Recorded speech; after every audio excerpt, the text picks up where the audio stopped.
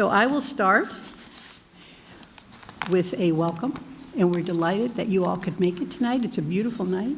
And this is a very poignant thing to be doing for us, and has a lot of heartache about it. But for us to be here tonight together, to be able to witness these stories, is really a very special piece. I'm Jacqueline Apser, for those of you who don't know me directly, the Executive Director of Domestic Violence Services Network.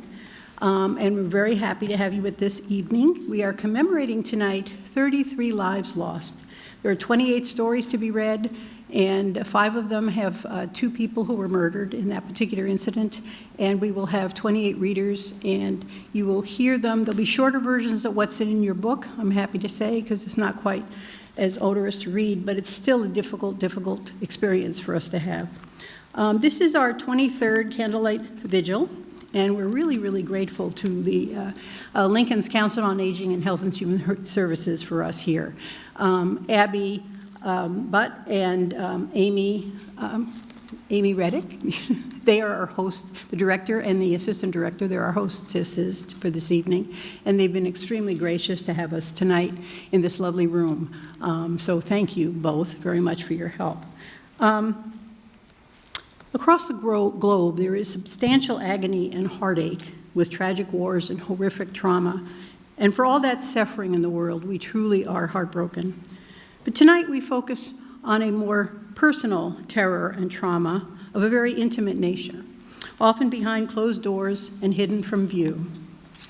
We will hear 28 stories of 33 individuals from 24 different communities across Massachusetts, from small rural towns to large cities, across all walks of life, races, ethnicities, education, and income. These stories are brutal and heart-wrenching, involving intimate partners, family members, or roommates. They illustrate the role of guns, isolation, and degradation. Each story is complex. Each life lost is tragic and preventable. The domestic terror they faced was complex, sinister, pervasive, and unrelenting. Murder and suicide are frequently the manner in which these individuals were killed. 50% of the stories this year were a murder and suicide. Too often, when the victim decides to leave, tries to leave, or has left, and the abusive partner is losing control, they escalate to lethal means. The stories being read tonight are a shorter version of what is in the program booklet. 5 of the stories have 2 victims murdered by their perpetrator. Each reader of these 5 stories will be accompanied by one of us to represent the second life lost. By joining us tonight to honor these lives, you help us shine a light on this horrific, devastating domestic plague, its prevalence in all of our communities, the paralyzing impact it has on its victims, and the lifetime of destruction and heartache it wreaks on each victim's children, family, and friends. At the close of the memorial ceremony, we will hear from it won't be the close tonight. It will be right now. We will hear from our honored guest speaker, Kishana Smith-Osei. Did I pronounce that properly, Kishana? Thank you.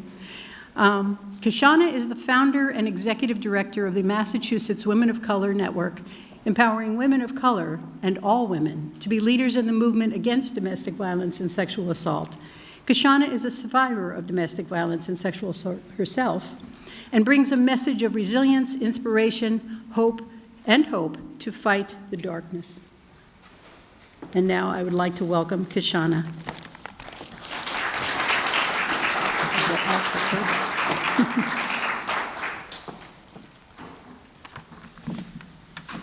Thank you, Jacqueline. That was an incredible introduction.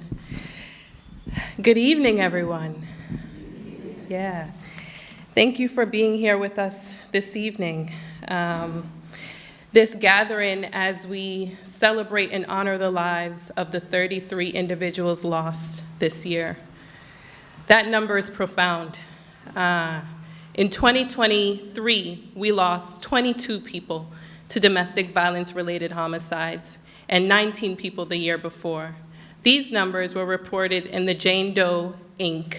Annual lethality report. And these numbers continue to drive my work. As shared earlier, my name is Kishana Smith-Osei. I am a domestic violence advocate, have been for the last for the last 14 years. And what drew me to this work was my personal experience of being a childhood survivor of sexual abuse. The abuse lasted for 7 years, from the age of 11 to the age of 18, when I was able to leave for college. And many would ask, why so long? Why didn't you speak up about the abuse? The abuser was my aunt's boyfriend, and I was raised by my aunt, so I lived in the home. And he threatened me many times and said that if I tell, he would kill me and kill my family. So that's why I kept it. The first person I told was my friend, so it started at age 11. The first person I told was my friend in high school when I was 16 years old. I shared with her that he would fight with me at night when my aunt would go to bed. He would sneak into my room.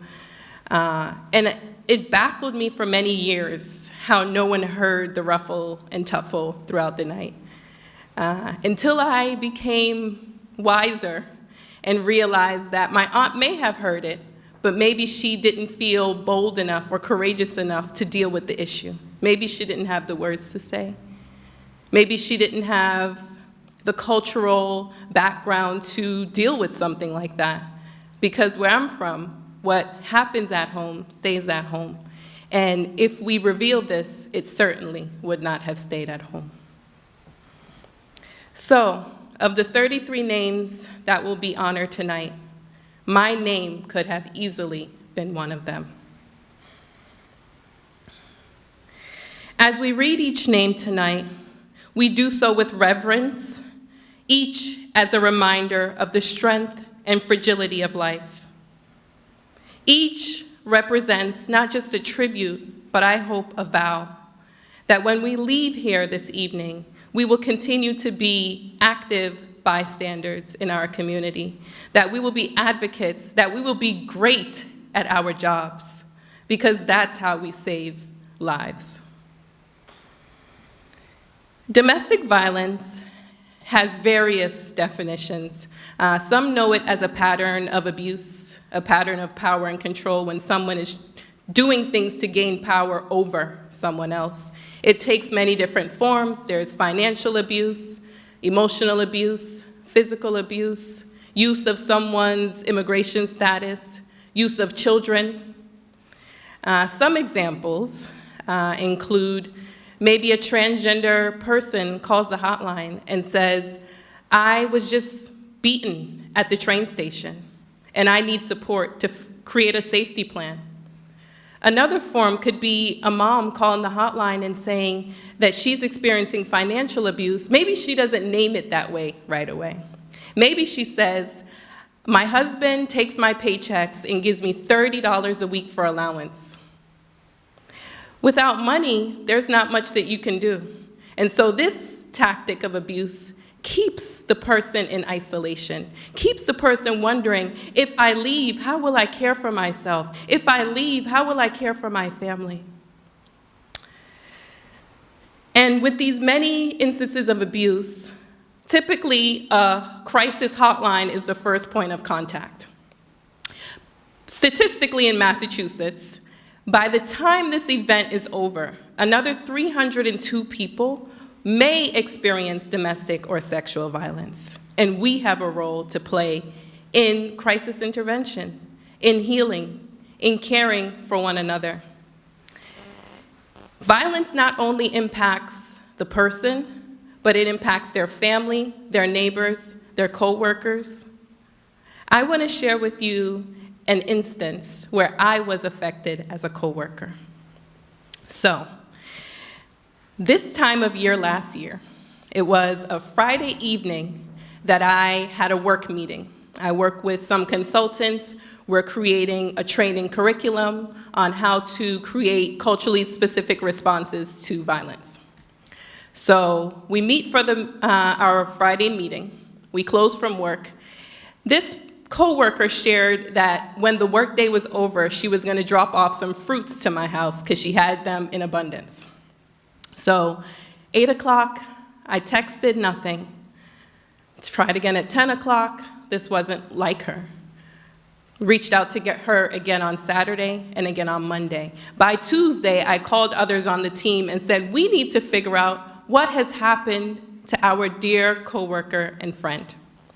So, another coworker of mine took the trip up to a part of Massachusetts where we later found out that our dear friend Michelle Brodnex had been a part of a double shooting in Lexington. I'm shaking because we were the ones to be, aside from her friends, we visited the hospital. And to see my colleague and friend gasping for air, not being able to eat. She was in excruciating pain. I brought flowers, and she said, no, take the flowers away. I have pregnant nose. I can't take the smell of flowers. I sat with her for 4 hours. Many doctors came in.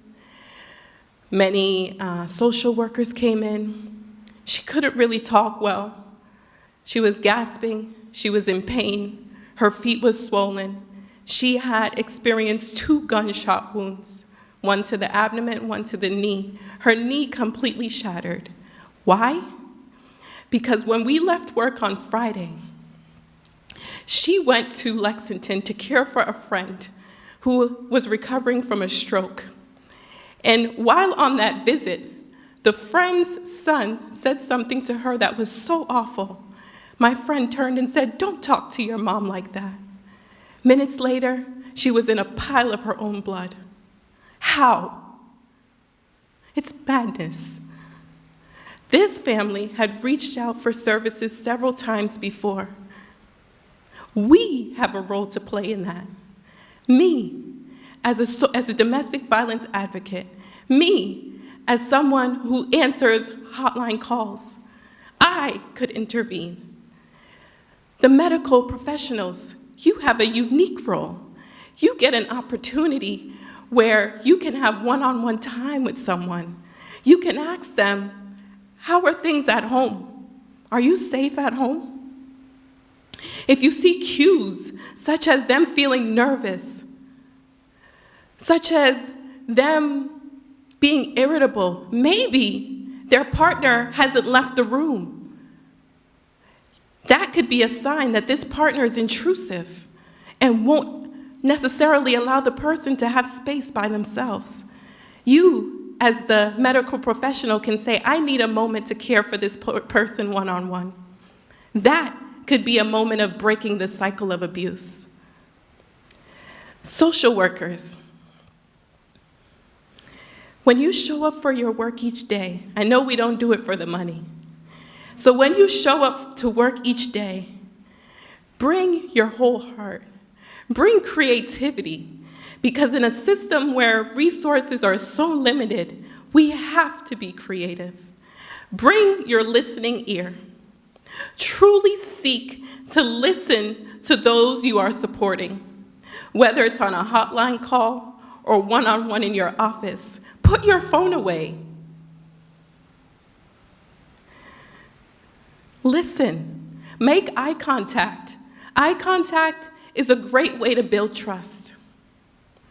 And I also bring that to our law enforcement, our police officers that protect us and take care of us. Thank you for what you do. When you show up to a call, seek to respond well. Take the time to truly understand the situation. Take the time, ask open-ended questions. Look the folks in the face. Try to eliminate bias, judgment, jumping to conclusions. If you see a situation, don't automatically believe that it's the bigger person that is the one that caused harm. We all have work to do.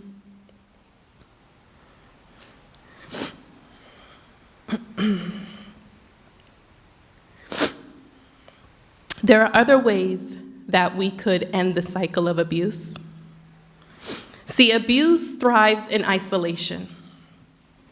So wherever you go, seek to bring light, seek to build connection, ask questions, pay attention. If you're a coworker, colleague, and you notice that your colleague's phone is going off every 20 minutes, and she's frantic, or they're frantic, having to answer quickly, observe. Ask questions. Are you okay? I've noticed you haven't had a moment. Do you need to talk about something? Would it be helpful for us to talk? We all should keep talking about domestic violence and sexual assault at events like this one today, over dinner, maybe at Thanksgiving, maybe just 15 minutes, but something to let the younger folks in your family know safe and unsafe touch. Know that their bodies deserve to be respected, right? There are so many ways that we could intervene. Last but certainly not least, if you are someone in this room today experiencing abuse, there may be negative feelings associated with that, maybe shame, guilt, embarrassment, feeling trapped. Know that you do not have to go through this alone. There are resources. When I first spoke up after 7 years, it was incredible. I was able to partake in support groups, have one-on-one services. There are free services. If you need to talk, reach out to a hotline. The way to do so is just by simply typing some keywords of what you may be experiencing. Maybe it's domestic violence, maybe it's sexual abuse, maybe it's suicidal thoughts, maybe it's disability with abuse. Type in keywords and type in your geographic area. Thank you so much. I want to, lastly, if I could just have one more moment. I want to leave you with a diary entry that I wrote 7 years ago. Fear. It's a noun. An unpleasant emotion caused by the belief that someone or something is dangerous. Although many people feel fear for different reasons, it's an emotion that many choose to hide. Dear Diary, I've lived in fear for so many years, many hidden tears, fear to speak my mind, to show what's within me, even when it was killing me. Fear to speak of the abuse, fearful to tell my friends at school, so I would carry along, trying to belong, like nothing was wrong, but everything was wrong. This fear kept me in my room at night because that was safer than tiptoeing to the bathroom. My friends would say, "You're so lucky. Your uncle picks you up from school every day so you don't have to take the train." But what I was experiencing was far from luck. What I was experiencing freaking sucked. I was fearful of his masculinization. Fearful and intimidated by the fear of penetration. Fearful to speak up of this victimization. No, you don't speak up. That's subordination. Rooted in my devastation and humiliation of this thing called molestation. It taught me to be fearful of confrontation. So I stayed in stagnation, fearful of liberation. What would liberation even look like? Would it look like the day that I went to court for the restraining order? For on that day, I felt fear too. I entered the courtroom with my affidavit because I had just penned the truth. And I knew that this was one token to keeping me safe. But yet again, the documentation was another revelation, or what some would call a validation, that I had every right to feel fear. But today, I no longer feel fear. No longer having my sleep haunted by nightmares. Fear to walk the streets at night, no longer fearful to see him now that the truth has been revealed. No fear to trust, no fear to love. Fear. I am on the other side, and many survivors are too. So there is hope, but let's be there for those who are still experiencing fear. Thanks.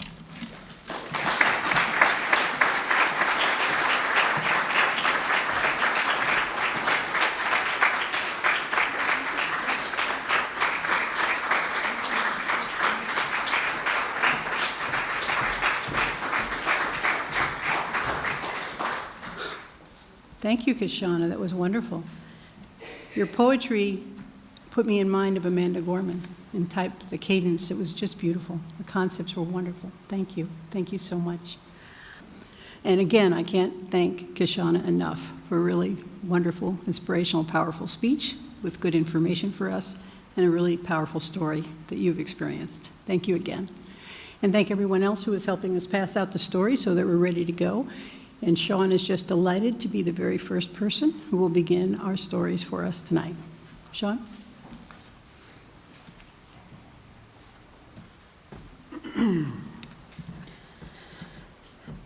Breanne Breezy Elise Pennington, age 30, Gardner, Massachusetts. On October 22nd, 2023, Breanne was fatally shot, allegedly by her husband, Aaron Pennington, 33. Responding to a neighbor's 911 call, police found Breanne dead in the upstairs bedroom.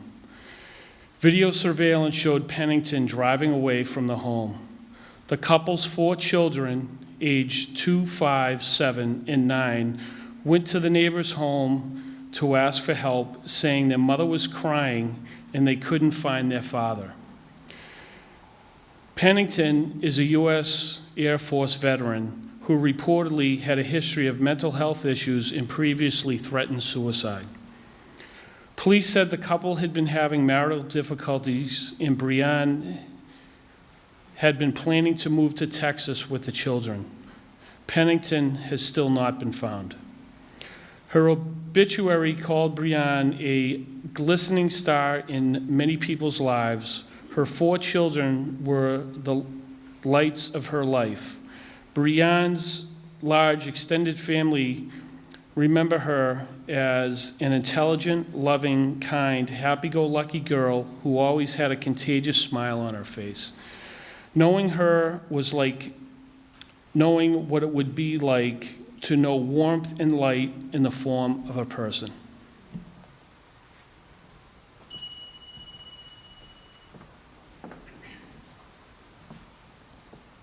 Margaret Maggie Wanderubitu,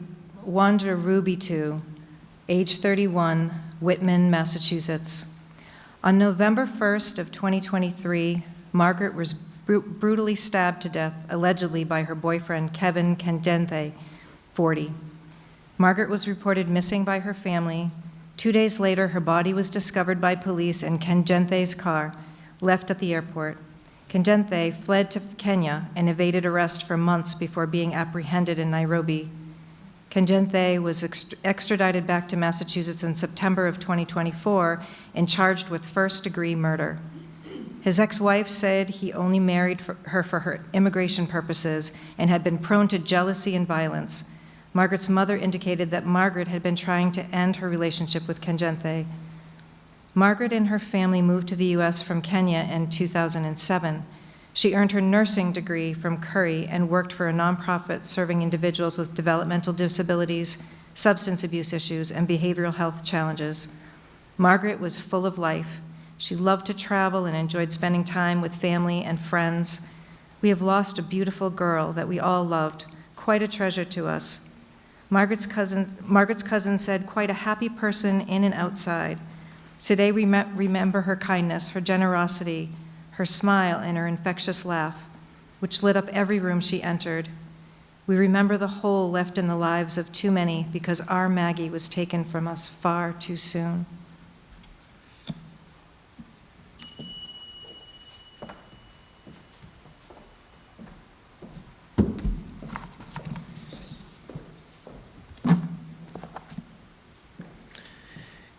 Kathleen Paula Alves Trindade de Rocha, age 28, Marlborough, Massachusetts. On November 29th, 2023, Kathleen was shot and killed in her home, allegedly by her boyfriend, Marlon Moreira Costa, 29. Police responded to a call from one of Kathleen's 2 roommates, who along with a child were at home when the shooting occurred. Police found that Costa forced entry into the home through a window, shot Kathleen, and then turned the gun on himself in a murder-suicide. Kathleen and Costa had only been dating for a couple of months. She had been attempting to end the relationship, but he would not accept the breakup. Kathleen was born in Brazil.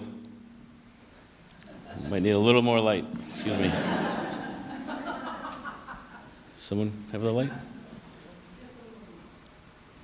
I can't see it, sorry, I apologize. Was that automatic timer? Let me try. Kathleen was born in Brazil, where most of her family still lives. She owned a hair salon in Brazil, but had moved to the United States less than 2 years before to pursue the American dream. Thank you. And create a better life for her family. She was a sweetheart, said her friend.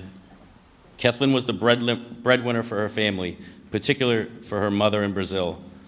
A friend reported that Kathleen had many dreams cut short by her boyfriend. It's so difficult. We have to be very careful with those we get involved with. Look at what just happened. A young girl, beautiful, her whole life ahead of her. She was making her dreams come true, then something like this happens. Kathleen's ashes were returned to Brazil. Thank you.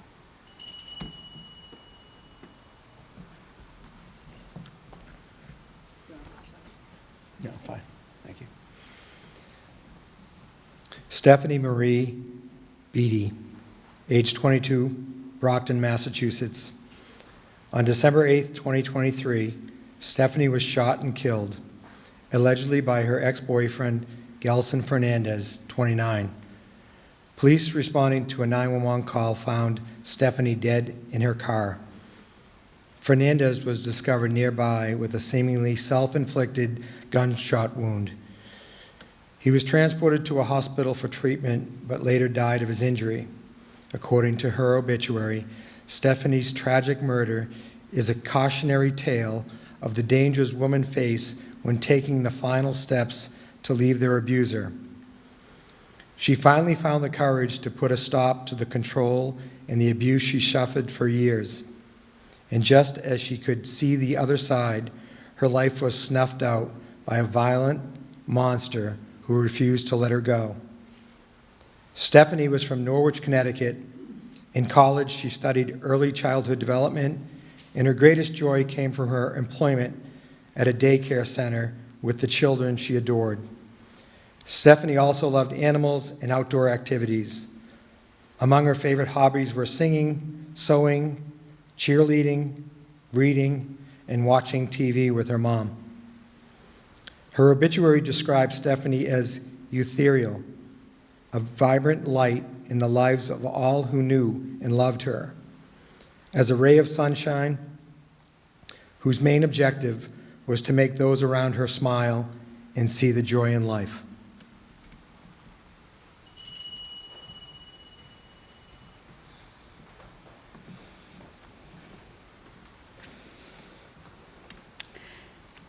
Tanaya Marie Wilkinson, age 25, Millis, Massachusetts.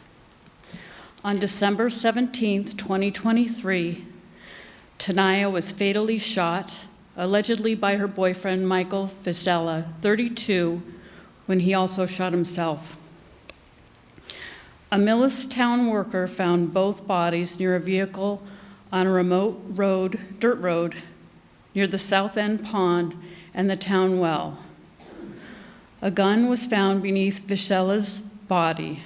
Tanaya's death was ruled a homicide and Fischella's a suicide.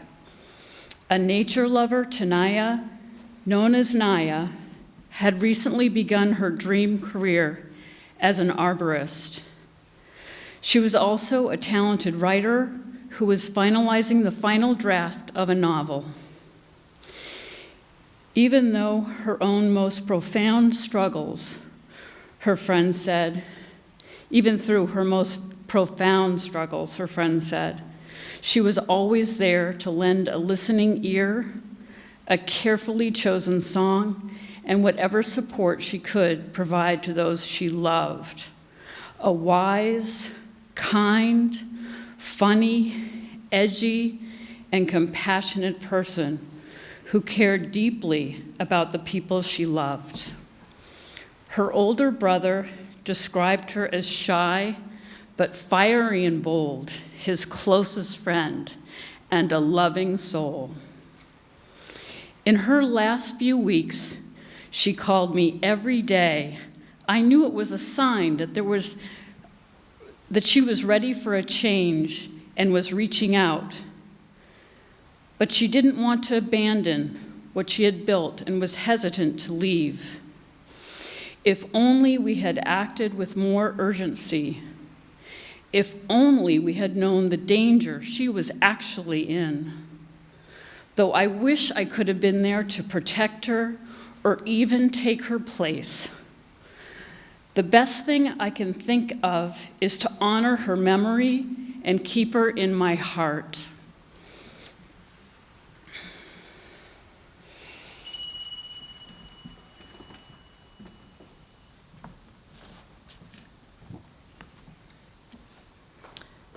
Dios Marie Isabel Mejia, age 21, Lawrence, Massachusetts.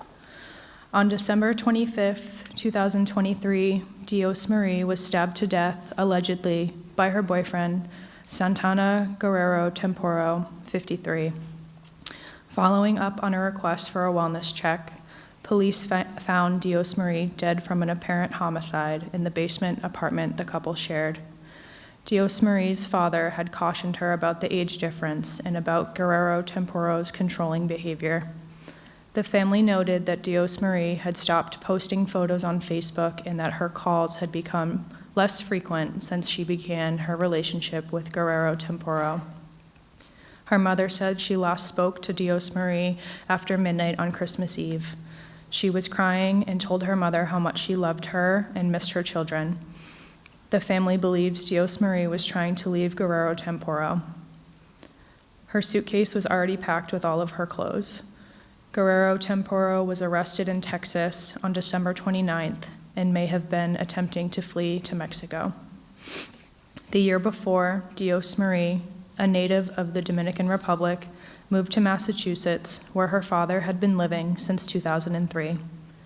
Dios Marie was in college in the Dominican studying to become a teacher, but left school to work in the U.S. and obtain a better future for her two sons, ages 3 and 7.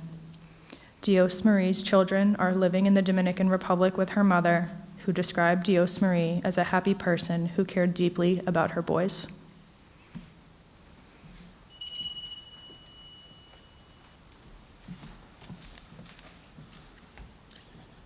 Tina Kamal, age 54. Ariana Kamal, age 18, Dover, Massachusetts. On December 28, 2023, mother and daughter, Tina and Ariana, were shot to death in their family home, allegedly by Tina's husband and Ariana's father, Rakesh Rick Kamal, 57.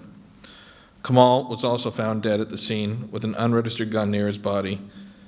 Police concluded this was a murder-suicide. There had been no reports of previous domestic violence incidents, but they were having financial troubles, recently filing for bankruptcy and facing eviction from their multi-million-dollar home.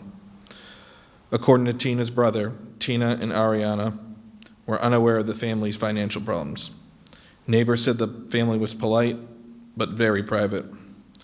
Born in India, Tina attended Delhi University. Her marriage to Kamal was arranged. The couple co-founded an education systems company, which Tina ran.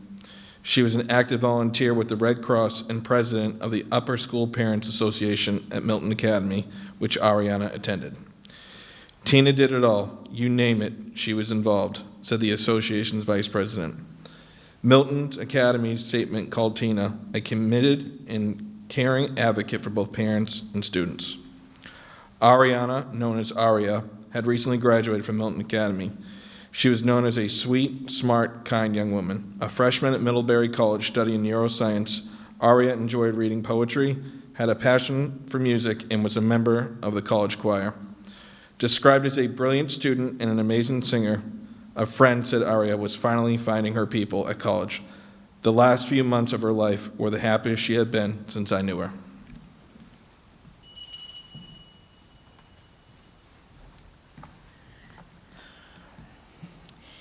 Isabel Al-Qaide, 19, Springfield, Massachusetts.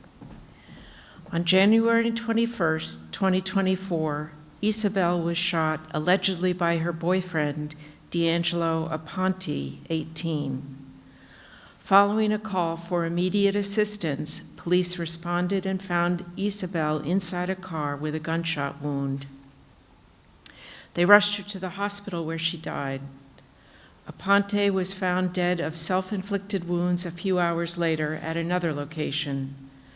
According to her uncle, in her last few months, Isabel had been spending almost all of her time with her new boyfriend. He called it a different relationship in that she was always with him.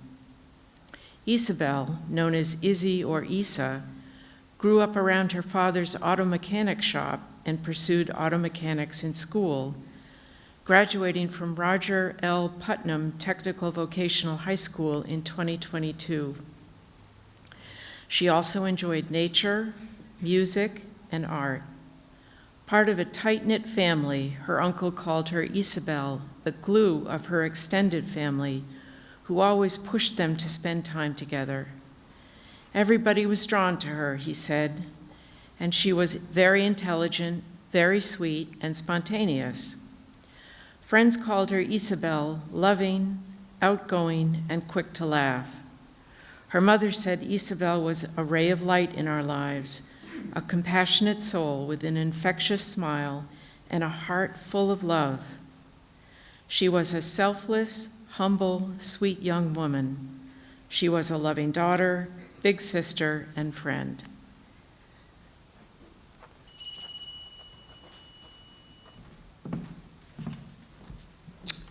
Veseline Garnier, age 24, Worcester, Massachusetts. On February 14, 2024, Valentine's Day, police responded to a call about an unknown emergency, found Veseline and her boyfriend, Cedric Metellus, 29, in their apartment. According to police, Veseline had been stabbed multiple times. Metellus did make statements in which he had indicated that he had, in fact, stabbed the victim, said Assistant District Attorney Karen Bell. Veseline was rushed to the hospital where she was pronounced dead. Metellus was arrested at the scene and charged with assault and battery with a dangerous weapon and later with murder.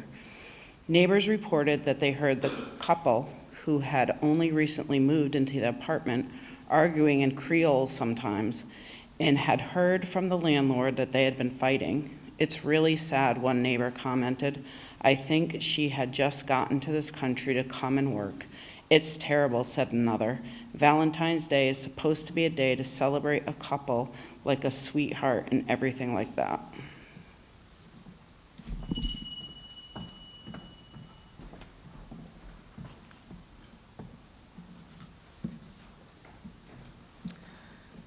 Anya Vinay, age 25, Brookline, Massachusetts. On February 26, 2024, Anya was allegedly killed by her boyfriend, Keith Ashby, 43. Both were found dead of gunshot wounds in a Boston hotel room. Police confirmed that Anya had been killed by homicide and Ashby by suicide. Ashby was a high-risk sex offender who, in 2007, pleaded guilty to 3 counts of aggravated rape, kidnapping, and assault of a former girlfriend while in possession of a machine gun. 1 month prior to her murder, Anya reported Ashby to the police for domestic abuse. A warrant was issued for his arrest, and Anya obtained an emergency restraining order against him, but police were never able to locate Ashby. Anya grew up in Brookline, also spending time in Switzerland, Sweden, and New Jersey. She graduated from Boston University in 2020 with a degree in psychology. Passionate about helping others, she dreamed of becoming a therapist. Anya was bubbly, full of life, and always saw the good in people. Known as a loyal friend, supportive daughter, and caring sister, she put others before herself and was always there to lend a hand. At the time of her death, she lived in Brookline with their 7-month-old son. Anya's greatest passion and joy was being a mother to her wonderful and charming son. She was full of love, laughter, happiness, and compassion for others. Her family and friends said that her memory will live on in her son and in the hearts of those who loved her. They hope her death will inspire others to speak up and seek help if they are in an abusive relationship or know someone who is.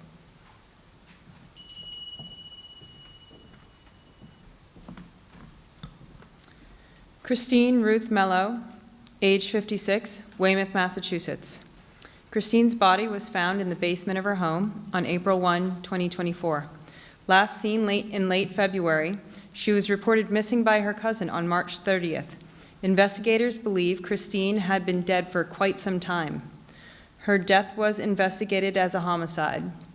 Christine's roommate of a couple months, Kelly Shaw, 44, and her associate, John Jack Harper, 45, who had recently also moved into Christine's home, were arrested on charges of check fraud, misleading police, grand larceny, and forgery. Christine's mother passed away in January, and surveillance video showed Shaw cashing checks Christine received as her mother's beneficiary. Shaw and Harper reportedly used Christine's debit card in local stores and sold her car for cash. In August, Shaw was indicted on charges of first-degree murder. Harper has not yet been charged with Christine's murder. Christine grew up in Braintree, received her master's degree in business from Suffolk University, and lived a quiet life in her home with her beloved pets. She was great, said a neighbor, extremely friendly with all of us neighbors. She was so kind, always bringing little gifts, even if it was just a homemade card to acknowledge any event going on in my life. Christine would give anything she could to help others, a heart of gold. She was a light in my life, said a childhood friend. She was always a fixer. She was everybody's mom. She tried to make everybody whole again. Sometimes that brought people who weren't so good for her into her life.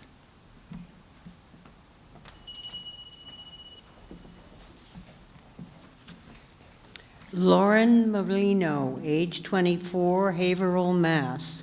On March 3rd, 2024, Lauren was fatally shot in her apartment, allegedly by her boyfriend, Austin Morale, 24. A neighbor discovered their bodies in Lauren's bedroom. Investigators believe Amal shot and killed Lauren and then turned the gun on himself in a murder-suicide. The two had been acquainted for a while, but had only been dating for about 2 months. Lauren's friend said she had been increasingly concerned that Amal was obsessed with Lauren, trying to control and isolate her. The friend reported she witnessed Amal shoving Lauren hard into a dresser, and that he had shown her 2 guns inside Lauren's apartment. Lauren was born in Lowell and lived in Rhode Island until moving to Haverhill 2 years before her murder. She was an aspiring nurse who worked as a mental health care professional and was dedicated to her work. Lauren was a beautiful, strong young lady. Her amazing spirit always lifted up the room. She was the life of the party and loved to dance, sing, and cook. Lauren also loved her 2 dogs, posting many photos on Facebook and writing, "These 2 are the best thing that could have happened to me, and I'm so happy to have them in my life.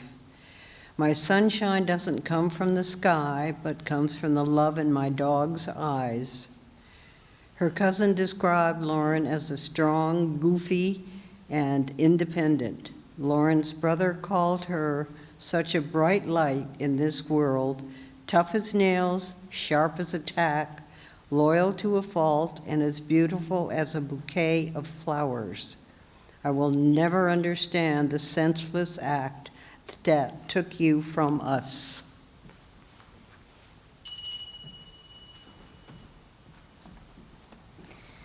Cedric Abreu, age 27, Brockton, Massachusetts. On March 31st, 2024, Easter Sunday, Cedric was fatally shot in the chest, allegedly by his brother Jeremiah Abreu, 20. Arriving home from celebrating his grandmother's birthday, surveillance video shows Abreu, another brother, Cedric Amado, 24, and family friend Antonio De Jesus, 26, waiting outside. In the video, Armando handed a gun to Abreu, who ran into the house where investigators believe he shot Cedric. Cedric was taken to Good Samaritan Hospital, where he was pronounced dead. Abreu was arrested the following Tuesday in Maine. Amado and De Jesus were also arrested. All 3 faced weapons charges. Abreu is being held without bail. Amado remains in jail with $20,000 bail, and De Jesus, who called Cedric his best friend, posted $50,000 bail and was released. He was just there, all happy, and then hours later he's gone, said Tiara Martin, who was at the party with Cedric just before his murder. It's just tragic, tragic loss. She said he was always happy and literally amazing. Cedric is described in his obituary as a loving son, brother, cousin, and friend.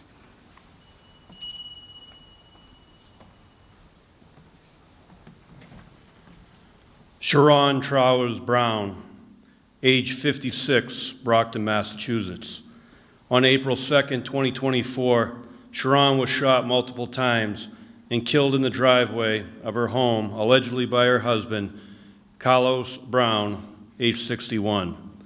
Sharon was returning from her uncle's funeral in Jamaica when she was apparently ambushed outside the house and killed by Brown, who then went inside and shot himself in what investigators say appeared to be a murder-suicide. The couple's daughter, 23, was asleep upstairs. She awoke upon hearing loud noises, came downstairs to find her father dead, and called 911. Police found a note with Brown's body.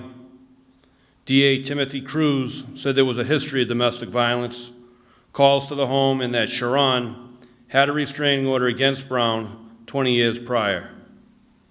I called the police once because she was out in the driveway screaming. Someone called the police. Someone called the police, a neighbor reported. I wish I had called the police more often. I don't know why my dad did this to her, their daughter said. I think he killed her because he was just angry and jealous. Sharon was a social worker for the state for many years and most recently worked as a program manager for a group home specializing in schizophrenic residents. She did everything for anyone on the planet. She'll give you the shirt off her back, said a family member. She was a good person. My mom was everything to me. I still can't believe that she's not here, said her daughter. Mommy, I know you can't hear me, but I miss you. I'm so sorry this happened.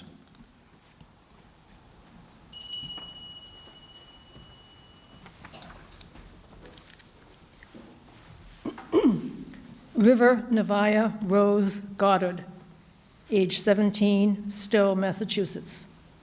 On April 5th, 2024, River Nevaeh, who identified as non-binary and used both they, them, and she, her pronouns, was killed, allegedly by their boyfriend, Shane Curry, 20. Responding to a wellness check request from Curry's mother, police arrived at the couple's home. Curry refused to let them in for 2 hours. When they finally entered the bedroom, they found River's body. Curry reportedly told police he had stabbed River with a sword several times as punishment. The bruises aren't working. Hitting her, that's not working, so okay, I have to knife her, so I do. Curry was diagnosed with schizophrenia in 2020 and was known to police through previous interactions, including a domestic violence incident with his mother in 2023. Born in a prison in Pennsylvania, River was raised in Rhode Island by their allegedly abusive grandfather. At 14, River called Rhode Island's DCYF and was removed to state custody. Described as outgoing, cuddly, witty, and goofy, they were also creative, artistic, and loved to write their own music. River's uncle shared, "She would make us laugh. We got this news and we're totally devastated by it." Their mother's fiance, affectionately known as River's bonus mom, said, "She was so full of life. She was such an amazing spirit with a genuine, pure soul."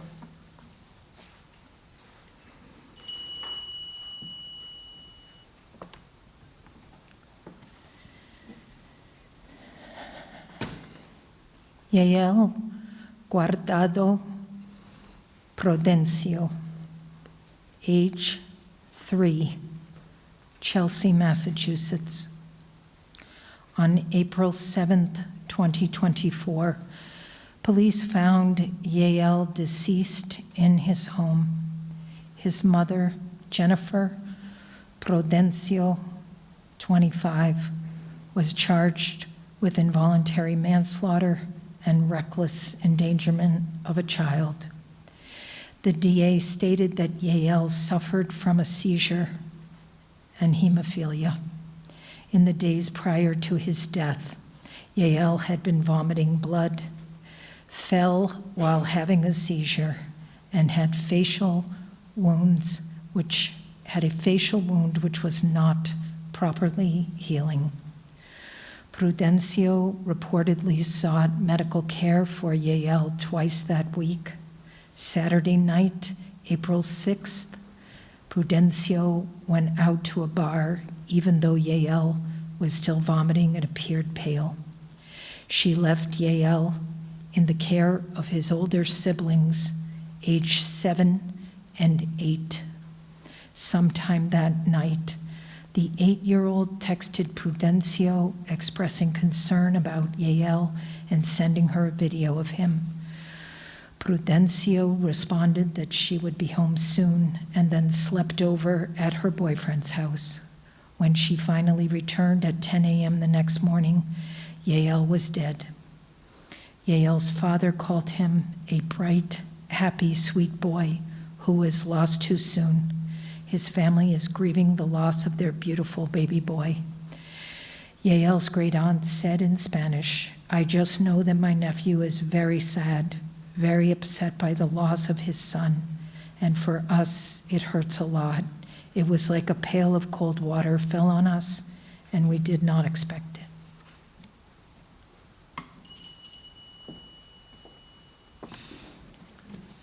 Eileen Bridget Monahan, age 48, Chicopee, Massachusetts. On April 14, 2024, Eileen was brutally stabbed to death, allegedly by her boyfriend, Chicopee firefighter Jason Chapdelaine, age 52. Police responded to a security guard's call from Hazen Paper Company in Holyoke about a parked pickup truck with a man inside and a woman who appeared to be beaten up.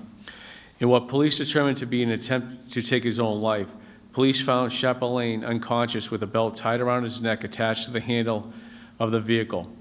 Eileen was lying beneath him with approximately 40 stab wounds. Chapdelaine reportedly told police, "I murdered a woman. I didn't really mean to do it."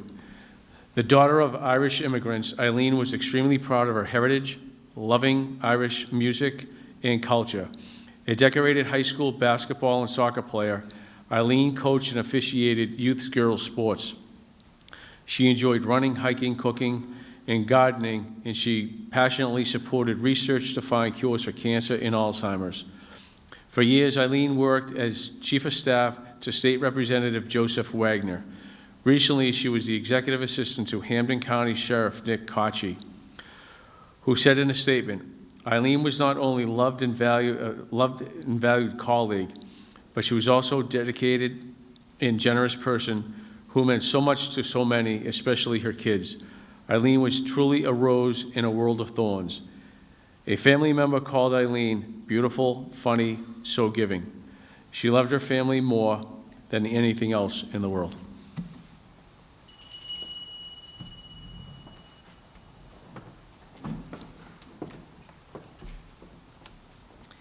Kadian L. Dawson, age 45, Giselle Johns, age 7, Lowell, Massachusetts. On April 27, 2024, mother and daughter, Kadian and Giselle, were shot and killed, allegedly by Kadian's husband, Giselle's father, Stephen Johns, 52. Responding to a 911 call by Johns saying he had shot his wife and daughter, police found all dead in the home they shared. Johns reportedly texted his sister-in-law to confess before turning the gun on himself. Johns had a license to own firearms and had at least 8 weapons. Relatives say there were no indications Kadian had any concerns about Johns and that he seemed to dote on Giselle. That little girl loved him so much. I cannot imagine that he held a gun to her head and shot her. Kadian's mother also lived in the family's condo and had left for work shortly before the murders. She doesn't know why this would have happened, the relative said. He waited until after she left. Kadian was a native of Jamaica, where she worked as a teacher. She came to the U.S. to further her education, graduating from UMass Boston in 2019 with dual degrees in psychology and sociology. She later earned a master's degree and was a licensed speech-language pathologist working for the state. She loved to take pictures, making memories, the relative said. And that's all we have of her now, just the memory. Giselle attended Lowell Public. She enjoyed drawing in animals, especially her pet rabbit. She was just a happy little girl who loved her family.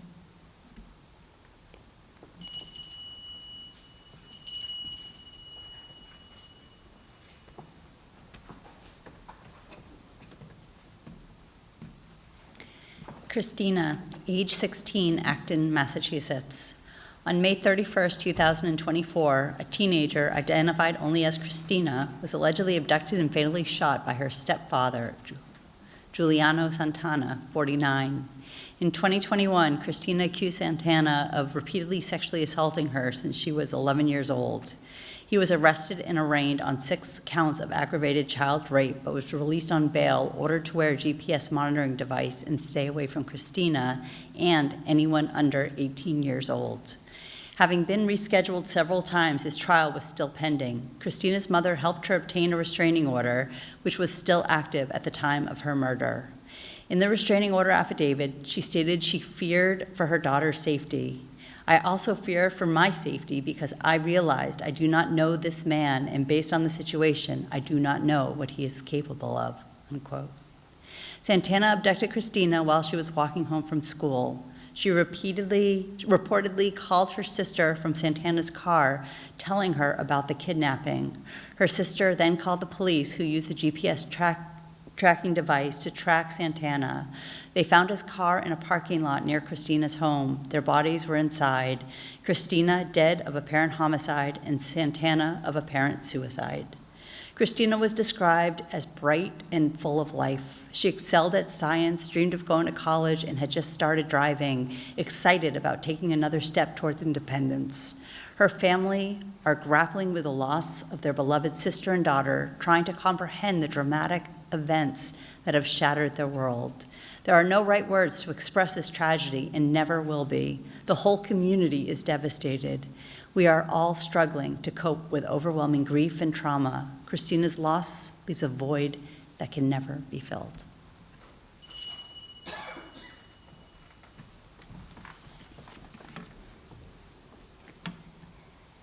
Thelma J. Tatton, age 56. Mark A. Cavallaro, age 56, Bedford, Massachusetts. On June 6, 2024, Thelma and Mark were allegedly fatally shot by their daughter, Jessica Cavallaro, 24.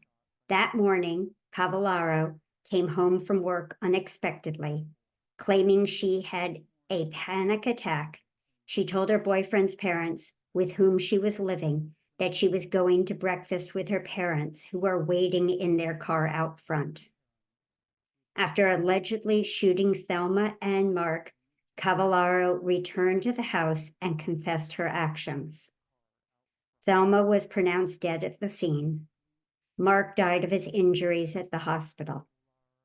Reportedly suffering from a long-standing mental illness, Cavallaro is being held without bail pending psychiatric evaluation.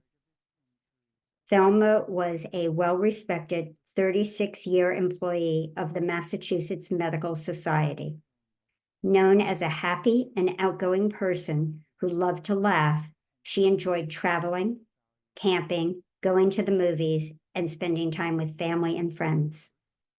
Thelma loved her family unconditionally and was always the first to help when needed. She will be greatly missed and remembered with much love and respect by all those she knew and held her dear. Mark had a passion for sports, especially hockey. He enjoyed paranormal adventures, music, history, and camping.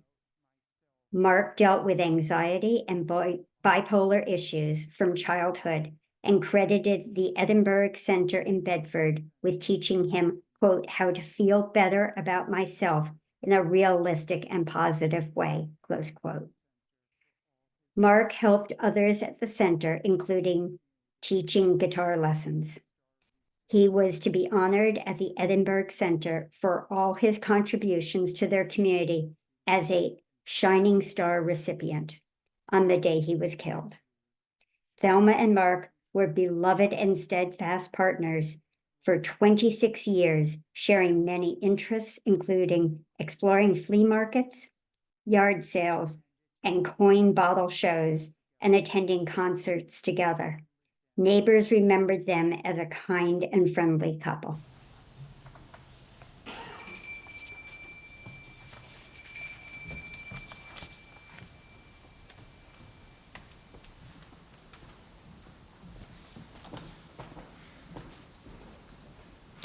Aliana Martina Dickey, age 15, Lowell, Massachusetts.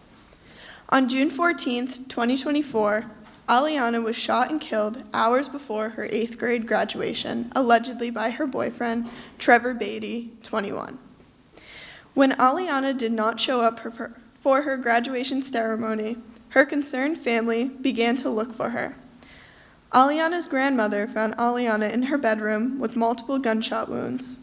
The night before, police received a call reporting a man and a woman fighting in the street near the home with a female screaming, "Get off me, get away from me, I don't want to be with you anymore." Police responded but did not find anyone. Video later showed Aliana in the street shouting for help. Minutes later, gunshots can be heard with Beatty running from the house.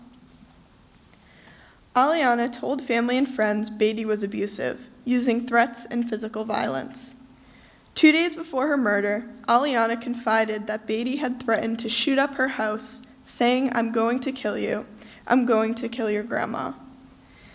Beatty had been arrested for violent incidents against others in 2021 and 2022, but both cases were dismissed for lack of prosecution. Aliana was described as a beautiful young lady who has the most beautiful soul.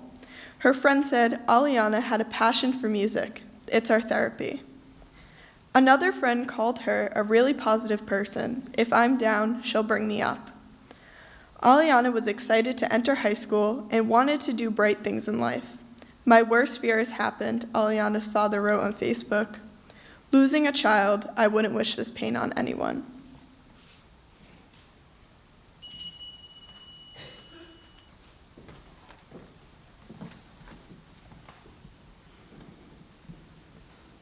Zima Satian Paraso, age 56. Dylan Paraso, age 27. Wilbraham, Massachusetts. On June 18, 2024, mother and son, Seema and Dylan, were killed in an apparent murder-suicide, allegedly by Seema's long-term partner, Peter Donaldson, 56. They were supposed to be visiting family in California who requested a wellness check when they did not arrive. Police found them in the basement of their home, dead from multiple gunshot wounds. Donaldson was in the living room dead from an apparent self-inflicted gunshot wound. Their pastor said Seema was in the process of breaking up with Donaldson. Seema, a lifelong Wilbraham resident, worked as a medical coding specialist. She was an avid walker who loved to travel and share new experiences with her children. As a volunteer with Hampton County's court-appointed special advocate program, Seema aided youth in the foster care system. A solid rock to her family and friends, Seema never hesitated to put everyone before herself. A lover of science, Dylan earned a degree in biology and chemistry from Keene State College and recently moved back home after losing his job. Dylan had an infectious personality and a passion for anything sports-related, being an avid fan of all local teams. Dylan had a super ability to make everyone around him feel special through his humor. A friend said, "You could never have a bad day if Dylan was in the room with you." Mother and son were active members of the church, where Seema served on the Board of Trustees. A church representative described her as a quiet leader, a rock, a beacon, a steadying force we all need in our lives. Her warm smile and remarkable ability to hug and comfort you from afar. This quiet strength and compassion were the hallmarks of her character. Dylan, her mini-me, carried that same light, humility, and love with him.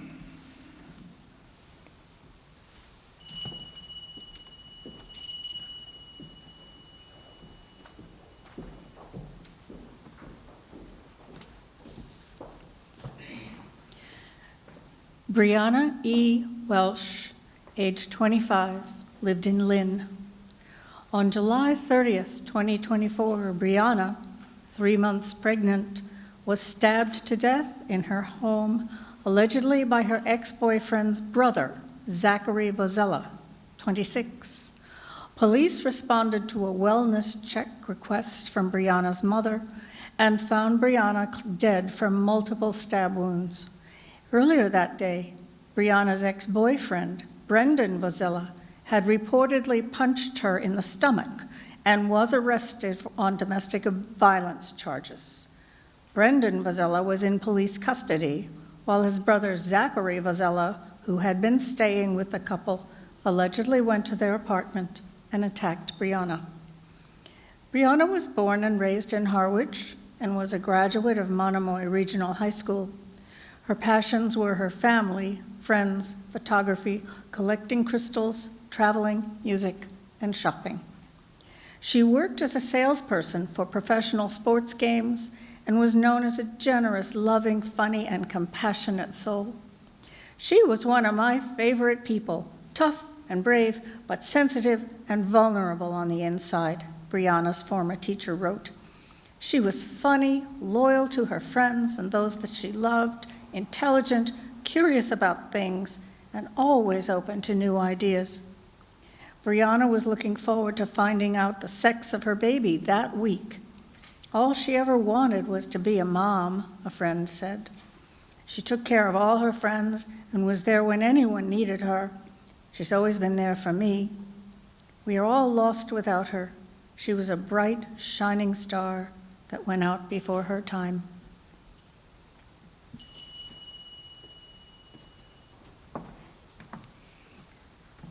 Zaria Monet Wilcox, age 24, Waltham, Massachusetts. On August 2nd, 2024, Zaria was fatally shot outside her ex-girlfriend's apartment building, allegedly by Carrie Coleman, 31.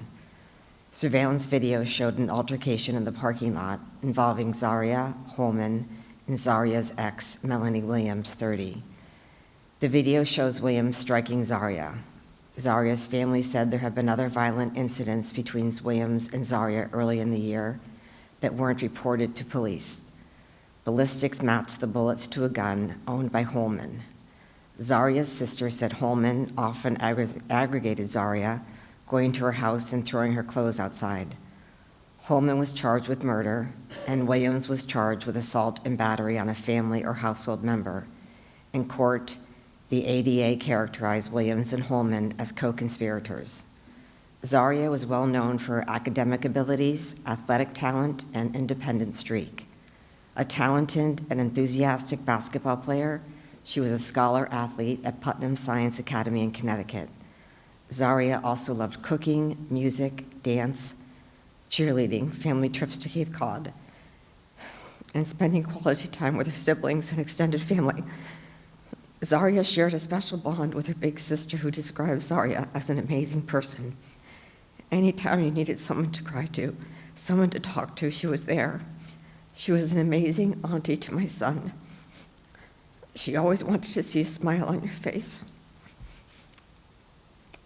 Her large family and many friends will remember Zaria's infectious giggle, warm and radiant smile, beautiful smile, radiant eyes, and sweet dimples that had the power to light up any room.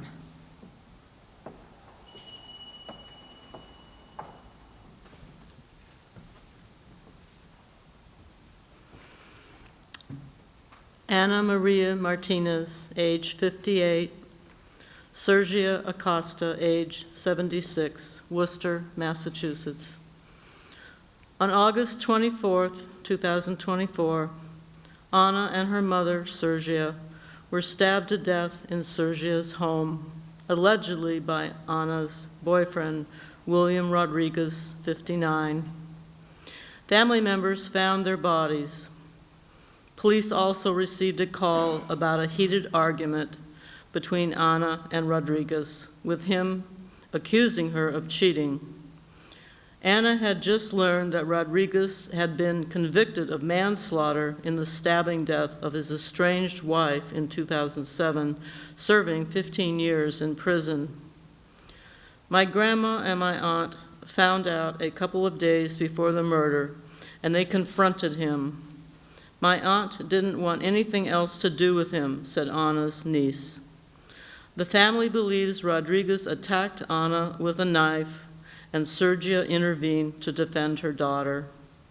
Rodriguez allegedly fled the state, but was arrested in New York. He had left a note in his apartment written in Spanish, reading, "Women who make mistakes will receive what is coming." Ana and Sergia were natives of the Dominican Republic who had moved to Massachusetts about 20 years prior. Sergia worked as a tailor for many years, and Ana worked as a personal care assistant. In 2022, Anya became Sergia's full-time caregiver. She was there every day from Sunday to Saturday, said Ana's niece. Even if she went on vacation, she would take my grandmother with her. They were attached at the hip. Sergia was very outgoing and enjoyed singing, dancing, walking, and spending time with family. Ana's hobbies included knitting and reading. Sergia and Ana were not only mother and daughter, their obituary reads, but they were best friends and were inseparable. They were taken from their family too soon and will be sorely missed by their family and friends. These two women were part of a large and loving extended family.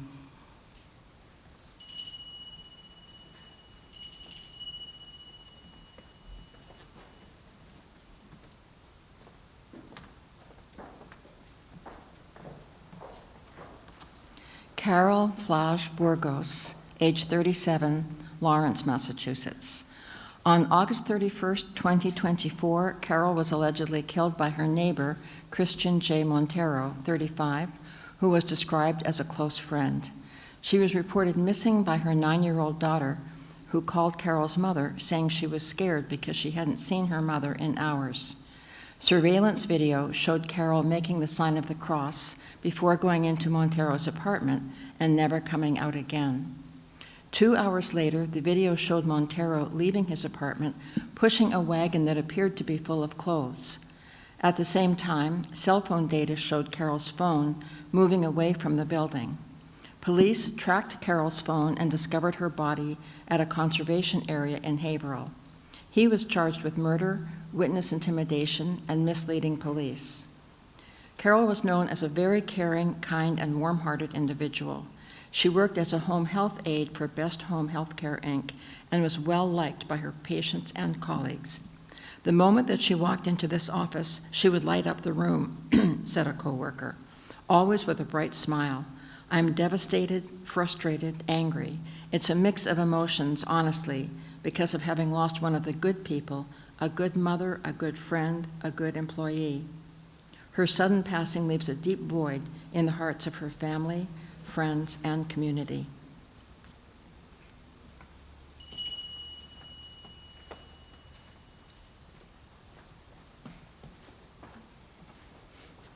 Carrie Ann Fidalgo, age 31, New Bedford, Massachusetts. On September 20th, 2024, Carrie was stabbed to death, allegedly by her boyfriend, Tyler Dow Baglini, age 31. Baglini reportedly walked into a hospital carrying a bloody kitchen knife and claiming serial killers murdered his daughter and murdered his girlfriend and tried to kill him. He was argumentative, behaved erratically, and was heard saying his pride got in the way. Police found Carrie in her basement unresponsive with multiple stab wounds. She died of her injuries at the hospital. Baglini had recently texted Carrie, threatening to kill himself. Carrie urged him to seek help and take his medication. Baglini reportedly sent Carrie a photo of a knife and texted, "Goodbye, I really loved you and I forgive you. Time to go to hell. You are the best thing that ever happened to me. Kerry and Baglini started dating in June after his release from jail for an unrelated crime. They had gone to high school together but lost touch while he was incarcerated. His sister said Kerry had been unhappy during the relationship, that she was frustrated with, quote, having to take care of Baglini, and that he, quote, got angry and yelled when she didn't pay attention to him. Another sister called Baglini very clingy. Kerry was a people person, had a huge heart, happy-go-lucky personality, and a smile that could light up a room. A big foodie, Kerry enjoyed hosting parties for her loved ones. She worked as a court clerk and with her father at a residential management company. Kerry's co-worker described her as the sweetest soul I've ever met. She put friends and family before herself, always making sure everyone was taken care of. She lost her life to a senseless act of violence while trying to save someone else. The world is dark without her here, but her memory and love will live on forever.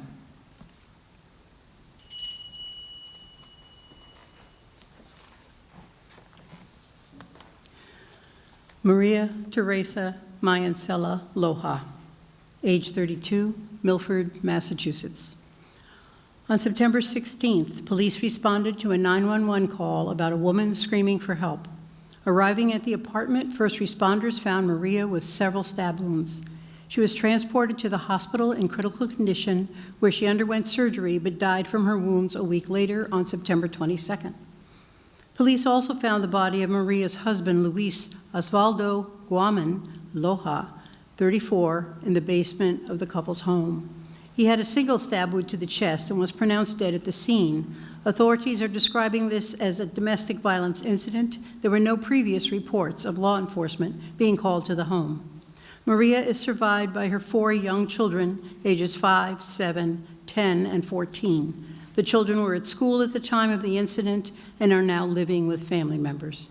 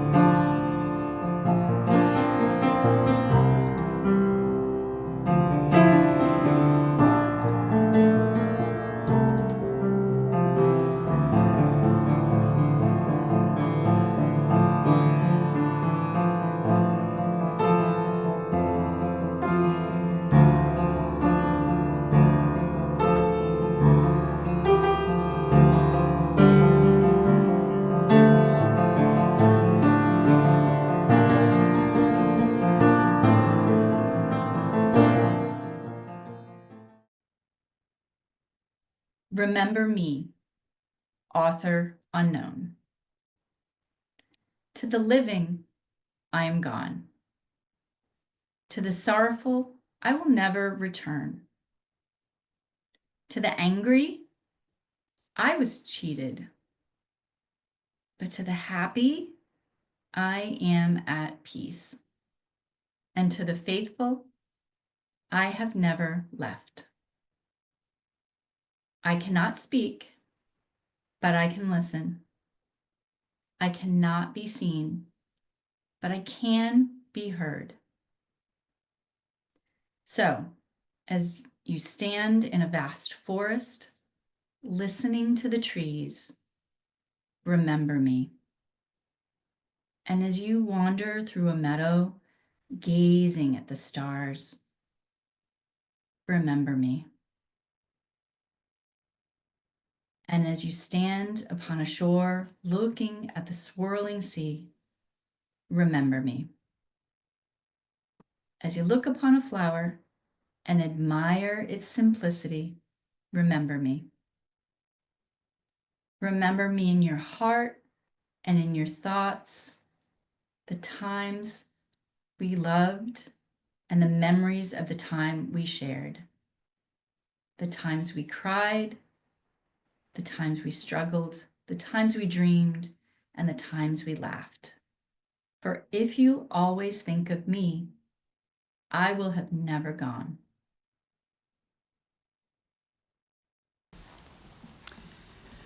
I want to thank all of you who represented these lost lives in this past year. It was a difficult, very difficult thing to listen to, but I appreciate everyone who has participated in this. I want to again thank Kishana, because you did a beautiful piece for us to start us off. There are a number of people I need to thank who helped me set this up from the beginning, including Alex and Jessica, and the action group led by Susan Schwartz, and just Nick, and just a whole slew of people that came in today that were really very, very helpful. I'll give a little shout out to my husband, because he's been extremely helpful to me in so many ways. So I want to thank all of you, especially, for bearing witness to these devastating stories of loves and lives lost. While the stories are dark and despairing, we also want to honor the ways in which these individuals showed strength and perseverance in trying to change their lives and trying to do everything right for their children and others they loved. And even though they lost those battles, with great determination, they took the risk, they tried, they made the effort. Let's not let their tragic outcomes obscure the fact that many of these individuals were truly heroic in their struggle to be free. Know this, everyone knows someone. Pay attention.